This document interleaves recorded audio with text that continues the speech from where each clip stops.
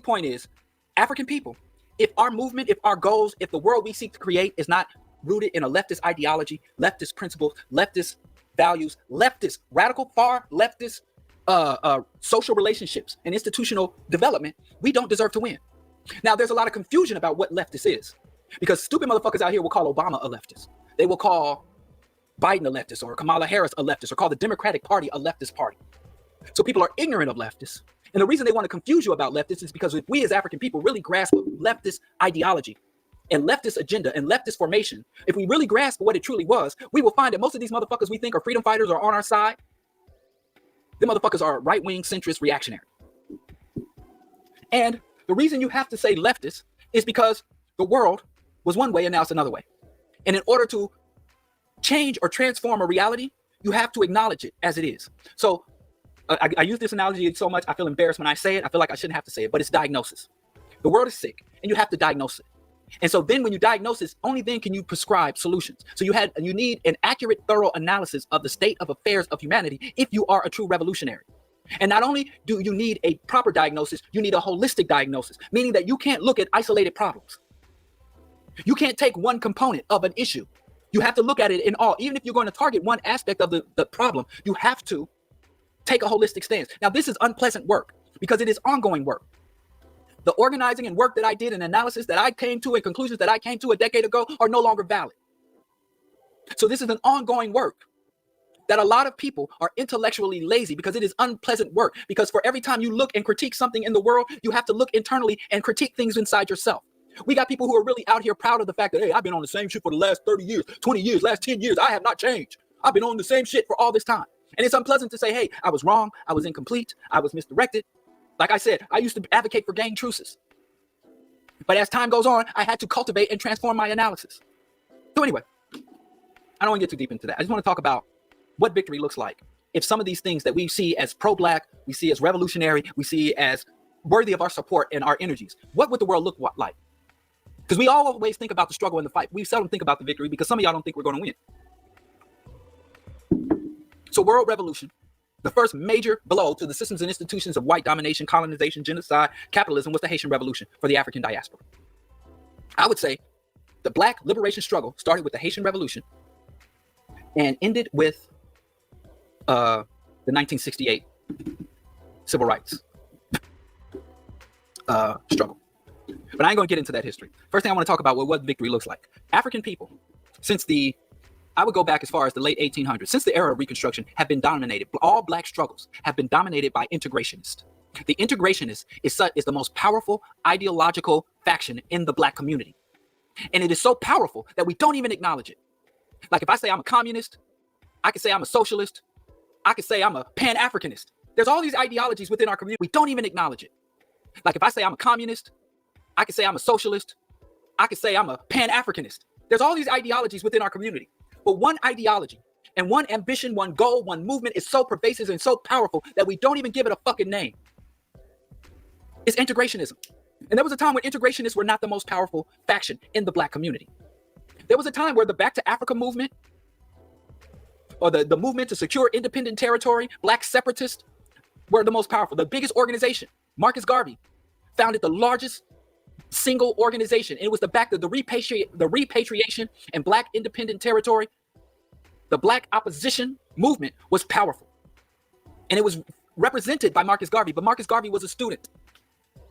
Marcus Garvey was a student of history, and he was a student of organizers and freedom fighters and scholars that came before him. And some that came after him, because he was always learning. The greatest men and women in history are those who are perpetual students and perpetually cultivating and perpetually evolving. So the integrationist movement, like many reactionary movements of formerly colonized or enslaved people, was artificially sustained and propped up by the oppressors. You had the Back to Africa movement, you had the independent territory movement, New Africa movements, you had Black separatist movements. And I'm not a Black separatist either, and I'll tell you why later. But the integrationists are the vast majority of Black people. And integrationists have infected every other component of Black liberation struggle. And so we call it the civil rights movement or justice and equality movement. And now we got the new prosperity ministry, prosperity gospel. And the basic fundamental concept of the integrationist movement is Black people, wherever they find themselves in the Western world, have our status, our dignity, our humanity acknowledged and respected by the governing bodies. So black integrationists in the United States, in the UK, and Latin America simply assert that if I am a US citizen, then the constitutions, the Bill of Rights should fully apply to me. And the enforcement agencies, whether it be the police, the IRS, or the FDA, should fully act according to their obligation and their role within the Constitution. Also, there are protections and provisions set up within private industry, as private industry, multinational corporations or small companies are either sanctioned or set up through the state licensing or federal mandate. And because they engage in commerce, they can be overseen by the federal government. Therefore, private industry, both the public sector and public government and the private sector, should fully acknowledge my humanity and treat me as a full-fledged and worthy citizen of the United States or whatever other territory you find yourself. So they are fighting for their civil rights. They are fighting for their human rights. They are fighting for their equal opportunity, equal representation, equal access. So you have these systems and institutions of global white hegemony, the nations, the institutions, the NGOs, the World Bank, the what you call it, motherfucker, the UN, all these things that were set up as white people embarked in global conquest of the world and established what is called a new world order. And they went into these places they called the New World, the Dark Continent, the East, the mysterious and exotic Asia, and they went down and laid down the hammer and said, you will worship this God or we'll cut out your tongue. You will engage in these economic systems or we will chop off your feet. You will accept these treaties, these agreements, or we will blockade your country and starve you to death. So through relentless violence, the white people, your people who identify as white Europeans, set up a whole new world system. And then two groups of white people, two groups of racist white people had opposing system. And there were these two world powers. And we're going to be communist or which wasn't communist, but they call themselves communists. But we believe when communists say they're communists, we believe them. Now we're sophisticated enough to know that when a white man says, I'm a democracy and freedom, we be like, you full of shit. You ain't democracy and freedom. You a lying motherfucker. But when a white man stands up and say, I'm a communist, oh, he's telling the truth. This motherfucker's right, Stalin. Yeah, if a white man says he's a communist, he's absolutely telling the truth. But if the white man says, I'm for free market, equal opportunity, and democracy, we're very quick to be like, y'all some lying motherfuckers. Let me tell you, white communists can lie just as readily and easily as white capitalists. But that's another discussion. But anyway, there was this half-century conflict between two bipolar world with two superpowers. And that was all bullshit. That was all propaganda. That was all a fucking lie. At the same time, they were talking about, Russia, the Iron Curtain and the evil empire. They were shipping grains and data back and forth. That's another white lie that we can't get into right now. But let's just say this is the world as it is. Black people want to integrate into it. We want a colorblind society. We want to be judged by the content of our character and not the color of our skin. But let's say that.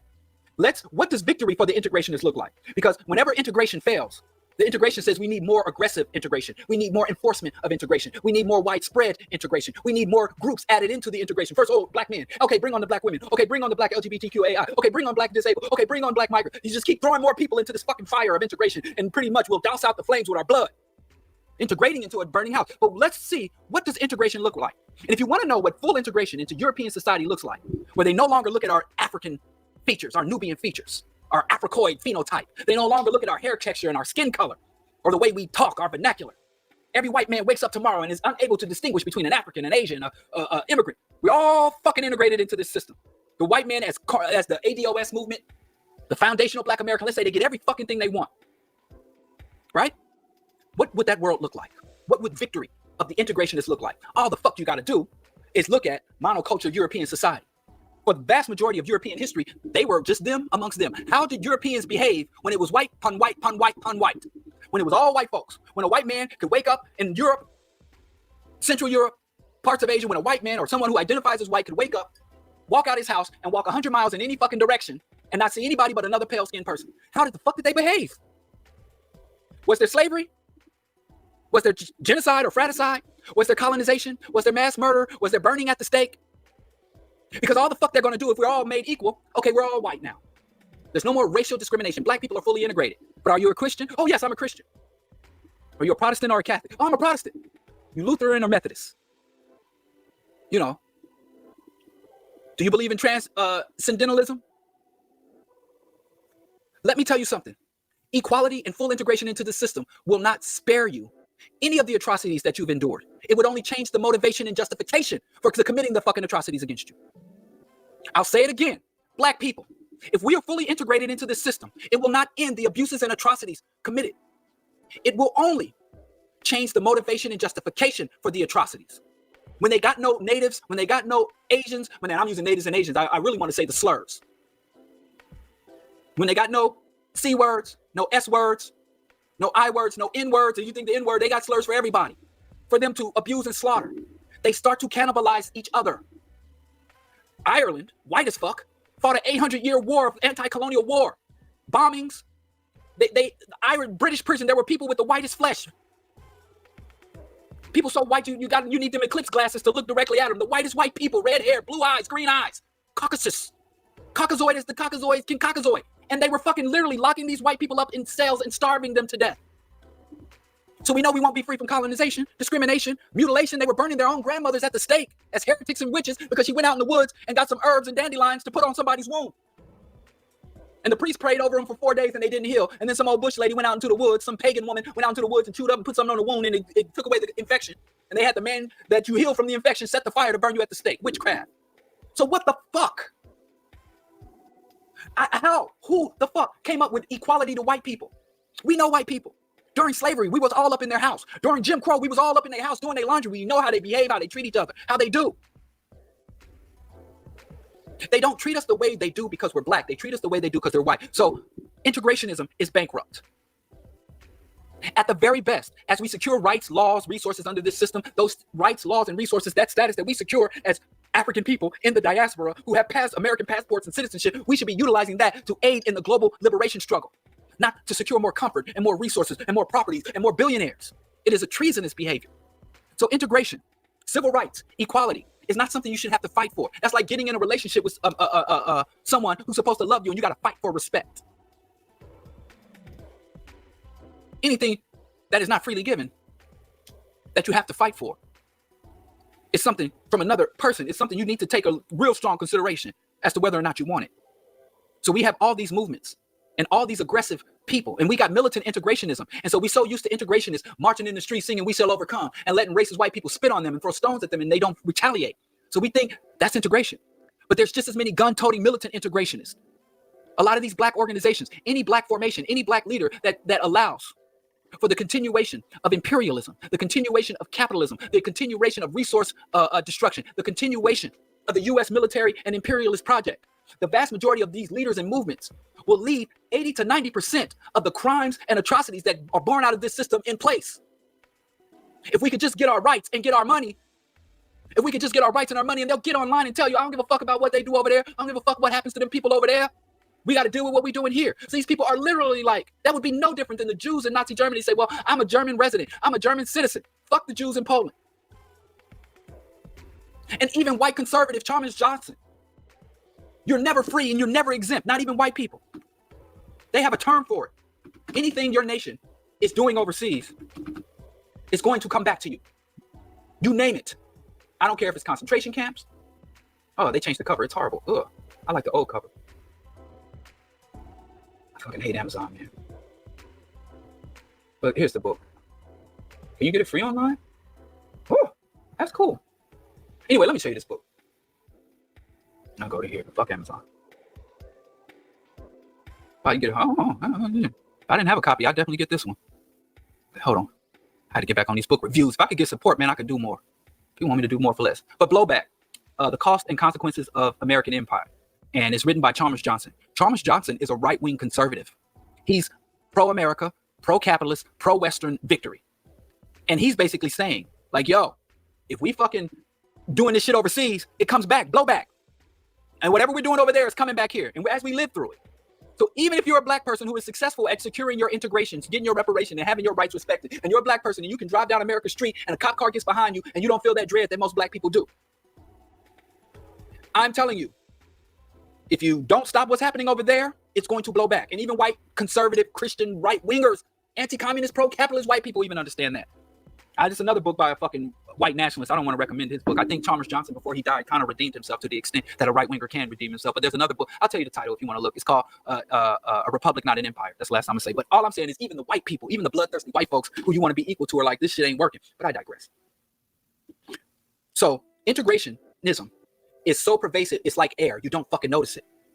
The vast majority of people listening to me right now, I would suspect, are integrationists. And like I said, because we have this historical myth that integrationists are nonviolent, peaceful people who sing "We Shall Overcome," that we don't recognize, that we got militant integrationists, armed integrationists, violent integrationists, pro-black, radical integrationists. We got all these fucking people. But when you distill down what they're asking for, they're just asking to live as white people, to consume as white people, to navigate the world like white people do. They want to be black-skinned white people, and that fucking dooms us. I told you the criteria: anti-capitalist, anti-imperialist, ecological. And let me tell you, second, that's the number one. The vast majority of black people that are out here fighting the system are fighting to get into it, fighting to join it. When our goal should be to dismantle, to dismantle, to take down, to reverse, to restructure, not to become a part, not to succeed. There's no black person in this world that should be receiving accolades and because of they are rewarded or acknowledged by the systems and institutions of white domination and capitalism. I don't give a fuck if it's the BET Awards, the goddamn Grammys, or Olympic gold. What the fuck are we celebrating that shit? The only black people that are worthy of our special acknowledgement are black people who demonstrate some competency in their resistance to this system, not how they elevate and achieve within this system. There's no European or Arab that could go to the African continent and win some specific acknowledgement from Africans, and all their people back home going to acknowledge it too. I don't give a fuck. I don't understand the Olympics. I don't want to get into the Olympics, but it's a goddamn shame that Africa has the lowest level of gold medals. I was looking at this fucking race, and there's like this 6-foot-something black woman running like the wind. I mean, this woman is moving and phenomenal. And people are like, look at that Belgian woman run. I'm like, that's not a fucking Belgian woman. I don't give a fuck where she was born or what title or what is on her passport. How can you look at that African woman and call her a Belgian? We're out of our fucking minds. That's like Bobby Rice told us that 20 years ago. Mind fuck. You got these black kids playing for the fighting, what do they call it? The Fighting Irish? What school is the Fighting Irish? It was 5 black boys about to win the championship running down the lane and people screaming, the Irish, here come the Irish, here come the Irish, 5 black boys. Are y'all fucking crazy, man? Y'all out there. That's integration. Fucking have you. Integration, assimilation is erasure, is self-elimination. I feel like Jesse Jackson. I've been in Chicago too long. Integration is self-elimination. He would never say that, but that's how he would say it if he was to say it. But I digress. Let's talk about these holy, spiritual, righteous movements.